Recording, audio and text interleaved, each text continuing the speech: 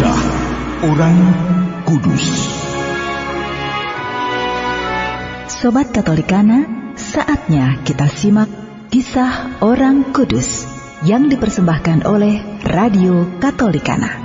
Penulis naskah Arif Setiawan.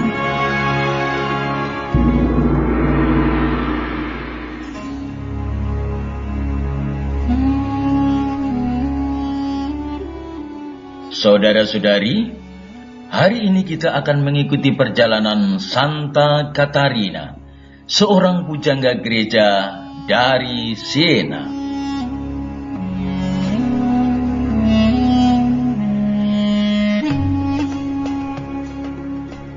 Katarina lahir pada abad ke-14, tepatnya di kota Siena, dari sebuah keluarga miskin. Karena tidak sekolah, Katarina tidak pandai menulis serta tidak terampil membaca. Ketika berusia 6 tahun, ia mengalami suatu peristiwa ajaib yang memberi tanda surgawi bahwa ia akan dipilih Allah untuk suatu tugas khusus dalam gereja. Waktu itu, ia melihat Kristus di atas gereja Santo Dominikus yang sedang memberkatinya. Peristiwa ini menyebabkan perubahan besar dalam hidupnya. Sejak saat itu, ia suka memencilkan diri untuk berdoa. Kamu tidak bisa terus seperti ini, Katarina. Mulai sekarang, kamu harus bekerja di dapur dari pagi hingga malam. Tidak ada alasan. Katarina tidak memberontak terhadap perlakuan ibunya. Sebaliknya, ia dengan taat dan rajin melakukan apa yang disuruh ibunya. Kesabarannya dalam menaati suruhan ibunya akhirnya membuahkan hasil yang baik.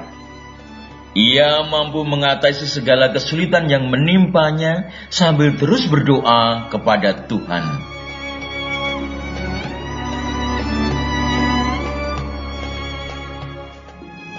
Buahnya adalah Katarina diizinkan orang tuanya untuk masuk ordo ketiga Santo Dominikus. Di dalam biara, ia tetap melaksanakan doa dan meditasi di samping karya amal dan kerasulannya.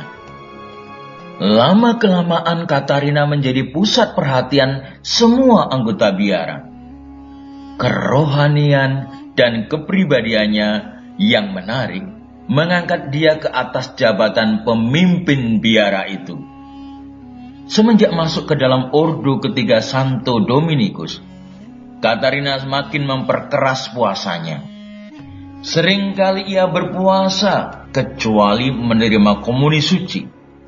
Berkat kesalehannya, Katarina dikaruniai stigmata, yakni luka-luka Tuhan Yesus. Anehnya, stigmata itu tidak terlihat oleh orang lain selama hidupnya. Baru setelah ia meninggal, stigmata itu terlihat di badannya secara jelas. Katarina memiliki karisma yang sangat besar untuk mempengaruhi banyak orang. Ia berhasil membawa kembali banyak pendosa ke jalan Tuhan, termasuk mendamaikan raja-raja dengan gereja. Semuanya itu dilihatnya sebagai anugerah Tuhan. Ia sendiri menganggap dirinya hanyalah alat Tuhan untuk menegakkan kemuliaan Tuhan. Pada tahun 1380, Katarina meninggal dunia di Roma dalam usia 33 tahun.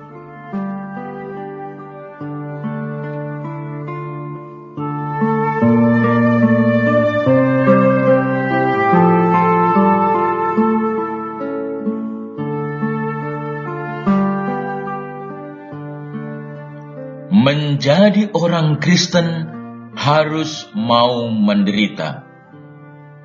Kepada kamu, dikaruniakan bukan saja untuk percaya kepada Kristus, melainkan juga menderita untuk Dia. Penderitaan ini dialami juga oleh orang-orang Kristen di zaman para rasul. ketika Raja Herodes memerintah, terjadilah kekerasan dan penganiayaan. Herodes dengan kejamnya menganiaya dan membunuh orang-orang Kristen. Ia menyuruh membunuh Yakobus, saudara Yohanes, dengan pedang. Kemudian Herodes juga menangkap dan memenjarakan Petrus. Di bawah penjagaan 4 regu, masing-masing terdiri dari 4 prajurit. Secara manusia, habislah sudah harapan Petrus menikmati hidup. Kematian sudah di depan mata. Ia letih dan tak berdaya dan hanya bisa berserah penuh kepada Tuhan.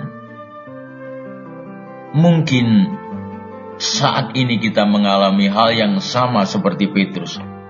Terbelenggu rantai yang kuat, terbelenggu berbagai macam persoalan hidup, dan tanpa harapan, karena tak seorang pun memperhatikan dan menolong kita.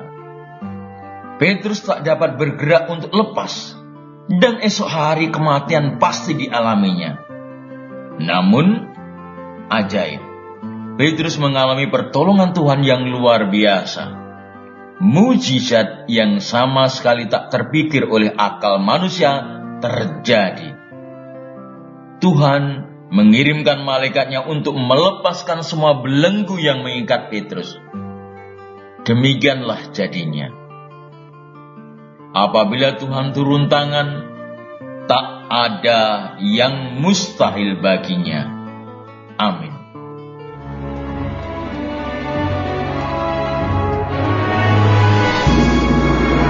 Demikian kisah orang kudus hari ini. Kisah orang kudus dapat Anda simak di Radio Katolikana setiap hari pukul 12 waktu Indonesia Barat dan pukul 19 waktu Indonesia Barat. Sampai jumpa di kisah orang kudus selanjutnya.